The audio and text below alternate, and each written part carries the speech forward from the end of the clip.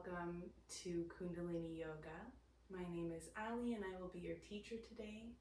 This will be a short 10-minute demo, so I will try to keep things brief. Today we'll be working to an apex pose of Matsyasana, which is fish pose. The story behind the pose is the fish is one of Vishnu's many incarnations. When he incarnates as a fish, he's a small fish, and he presents himself to a man so that the man can take care of him, nurture him, and raise him. The fish gets bigger and bigger and bigger each day. Eventually the man moves him to a river, but growing a fondness for the fish comes back and watches and looks after him, or just watches him continue to grow. Eventually he realizes this fish is huge and he will not stop growing, and he thinks, who are you? And that is when Vishnu presents himself as Vishnu, the god of balance and protection, the protector of the universe. He explains that he incarnated as a fish so that he could protect the man who took care of him, as well as mankind when a great flood comes. So through the nurturing and protection of this little fish, the man ends up saving all of mankind and himself. The lesson in the story is that every little seemingly insignificant part of nature is an important piece to the puzzle, and we need to take care of all of Earth's creatures. In today's day and age where there's so much going on in the world, it is so important to remember that we have the power to create balance by protecting one another. So today we will be exploring back-bending poses, chest opening, and strengthening so that we can offer reverence to the world and to each other as well as ourselves. The word yoga means to use or to unite, and we practice this practice not to be flexible or to have the best bodies. That's the physical aspect and really just the surface level. We practice yoga to unite with ourselves, to unite in community, and to unite with the nature and the world itself. So we're going to start with a breathwork practice today called Anulom Vilom, which means alternate nostril breathing. And I'll be using the Vishnu mudra for this. That's your index finger and your middle finger bent down, and your ring and pinky finger as well as your thumb extended. We use our thumb to plug our right nostril and our ring finger to plug our left nostril. So we're going to alternate between the two. What this does is it balances the energy flow within the body. Our spinal axis has 3 nadis or channels that run through and around it. Our sushumna runs directly up the center of our spine. Our ida nadi runs along the left part of our body and is connected to the right part of our brain. And our pingala nadi runs along the left side of our body, connected to the left side of our brain. So we're going to plug our right nostril and inhale through the left. Pause by plugging both nostrils, and then exhale by lifting our right finger so we can exhale through the right side of the body. If you notice that one nostril is a little more plugged than the other, that is totally normal. That is our body's way of practicing alternate nostril breathing without using our hands. So we may have one nostril that's more congested or more clear during different times of the day for different purposes. So we're just going to do one round of this for the purpose of this short video. So we have our Vishnu mudra. We're going to plug our right nostril, inhale for a count of 4. Hold. Exhale 4. Hold. Inhale 4.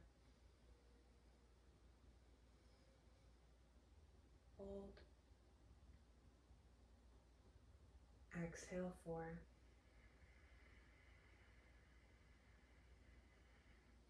Hold. And breathe normally.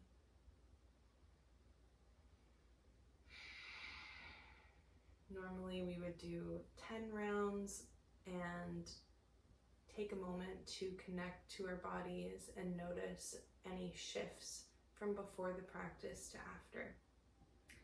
Because this is a short practice, this is just a demo, you can notice just a little bit of a shift potentially in your body, maybe the desire to continue the practice. Stay curious. So we'll begin with a mantra. Ramadasasase ho hum. Now, each one of these utterances represents a different aspect to our universe: the earth, the moon, the sun, the planets, the universe, going up our chakras. So Ra represents the root chakra, the first chakra.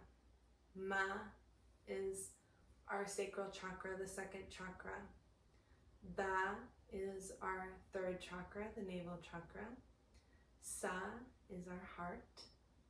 Sa again is our throat. Se is our third eye. Ho is our crown chakra. And Hum is the universe as a whole. So we're going to do one round of this. Close your eyes. Find your seating, your stability. If you'd like, you can continue with the Vishnu mudra for balance and protection. Ramadasa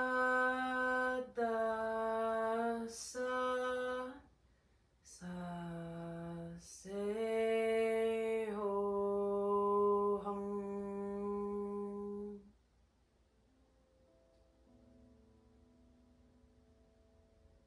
Aligning the chakras, activating the Kundalini energy, the desire to connect our chakras and grow and expand through the universe.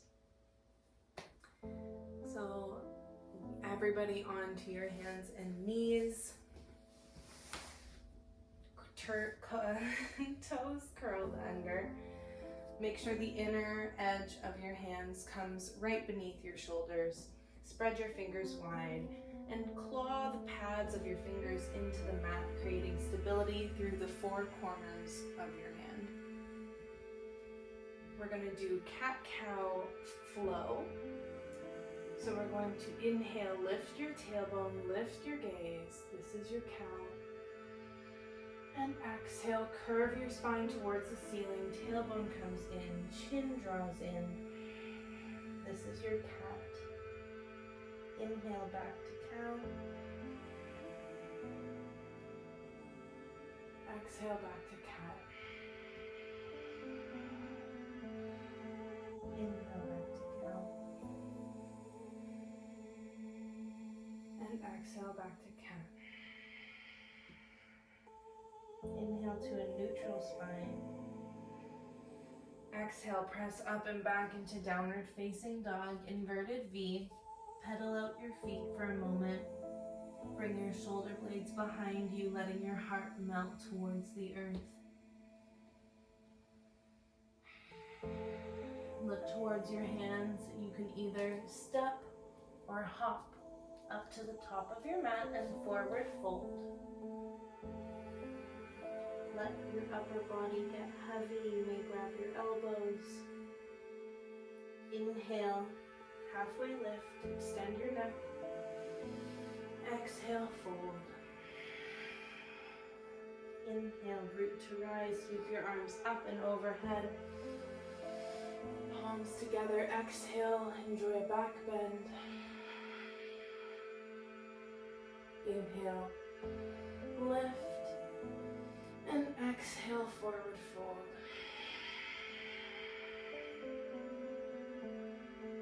Find some weight in your upper body, maybe pedaling out your legs.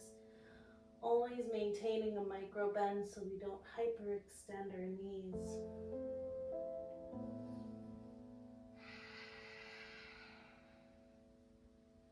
Plant your hands, step back into a high plank, lower down chaturanga, untuck your toes, press into your hands, upward facing dog, and curl over your knees, widen your knees, and sit back into a child's pose.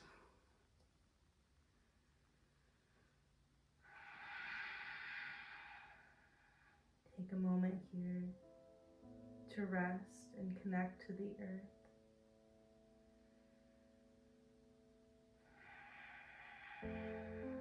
Walk your hands back, helping you sit up. And then shift your feet out from under you, extend them out in front of you. Toes pointing up. Inhale, lift your arms up and overhead. And exhale, forward fold. This is not about how far you go. It's about the integrity of the pose. Inhale, rise and extend your spine. And exhale, see if you can fold just a bit more. Inhale, lengthen. And exhale, fold even more. Inhale. Exhale, fold. Let your arms extend, rounding the back, and breathe.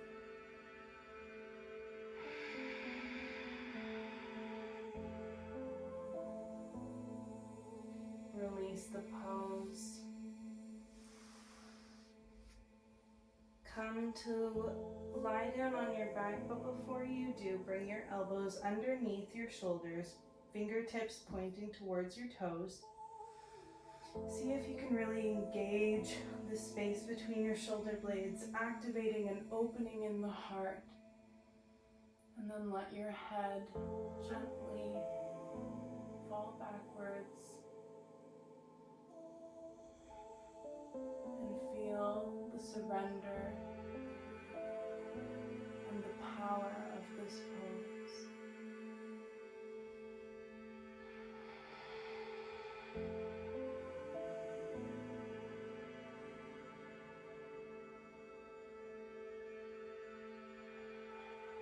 When you're ready, walk your hands to lift your body. One more forward fold.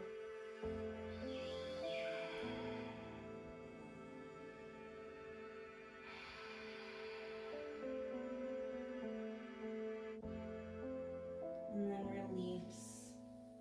Lay down. Let your feet fall to the sides of the room. Let your palms open to the ceiling.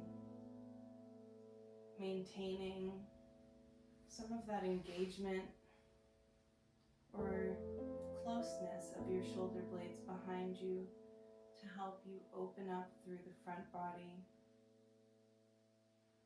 And let go.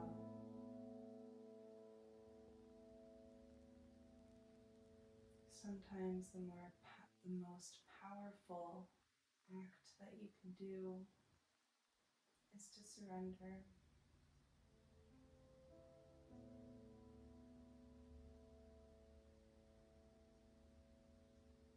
To let go.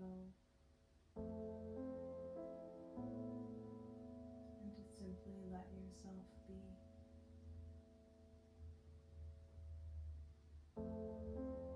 When you're ready, turn onto your right side, creating a pillow with your bicep for your head. Giving your heart a bit of a rest.